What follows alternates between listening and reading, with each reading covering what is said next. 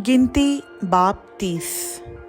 और मूसा ने बनी इसराइल के कबीलों के सरदारों से कहा कि जिस बात का खुदावंद ने हुक्म दिया है वो ये है कि जब कोई मर्द खुदावंद की मन्नत माने या कसम खाकर अपने ऊपर कोई ख़ास फ़र्ज ठहराए तो वो अपने अहद को ना तोड़े, बल्कि जो कुछ उसके मुंह से निकला है उसे पूरा करे।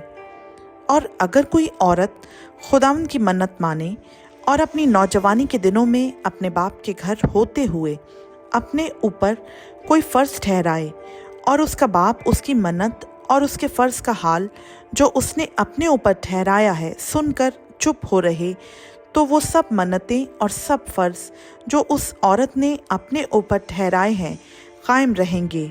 लेकिन अगर उसका बाप जिस दिन ये सुने उसी दिन उसे मना करे तो उसकी कोई मन्नत या कोई फ़र्ज जो उसने अपने ऊपर ठहराया है कायम नहीं रहेगा, और खुदावंद उस औरत को माज़ूर रखेगा क्योंकि उसके बाप ने उसे इजाज़त नहीं दी। और अगर किसी आदमी से उसकी निस्बत हो जाए, हालांकि उसकी मन्नतें या मुंह की निकली हुई बात जो उसने अपने ऊपर फ़र्ज ठहराई है अब तक पूरी ना हुई हो, और उसका आदमी ये हाल सुनकर उस दिन उससे कुछ ना कहे, तो उसकी मन्नतें कायम रहेंगी और जो बातें उसने अपने ऊपर फ़र्ज ठहराई हैं वो भी कायम रहेंगी।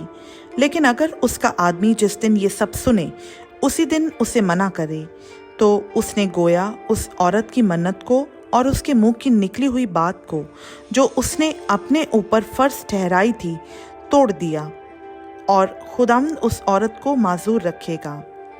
पर बेवा और मुतल्लिका की मन्नतें और फ़र्ज ठहराई हुई बातें कायम रहेंगी। और अगर उसने अपने शौहर के घर होते हुए कुछ मन्नत मानी या कसम खाकर अपने ऊपर कोई फ़र्ज ठहराया हो और उसका शौहर ये हाल सुनकर खामोश रहा हो और उसे मना ना किया हो, तो उसकी मन्नतें और सब फ़र्ज जो उसने अपने ऊपर ठहराए कायम रहेंगे। पर अगर उसके शौहर ने जिस दिन ये सब सुना उसी दिन उसे बातिल ठहराया हो, तो जो कुछ उस औरत के मुंह से उसकी मन्नतों और ठहराए हुए फ़र्ज के बारे में निकला है वो कायम नहीं रहेगा। उसके शौहर ने उनको तोड़ डाला है और खुदावंद उस औरत को माज़ूर रखेगा। उसकी हर मन्नत को और अपनी जान को दुख देने की हर कसम को उसका शौहर चाहे तो कायम रखे या अगर चाहे तो बातिल ठहराए।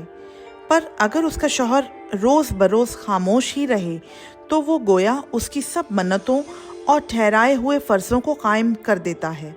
उसने उनको कायम यूं किया कि जिस दिन से सब सुना वो खामोश ही रहा, पर अगर वो उनको सुनकर बाद में उनको बातिल ठहराए तो वो उस औरत का गुनाह उठाएगा। शौहर और बीवी के दरमियान और बाप बेटी के दरमियान जब बेटी नौजवानी के अयाम में बाप के घर हो, इन्हीं आइन का हुक्म खुदावंद ने मूसा को दिया। खुदावंद का पाक कलाम का पढ़ा, सुना, समझा और कबूल किया जाना हम सबों के लिए बाइस से बरकत हो। आमीन।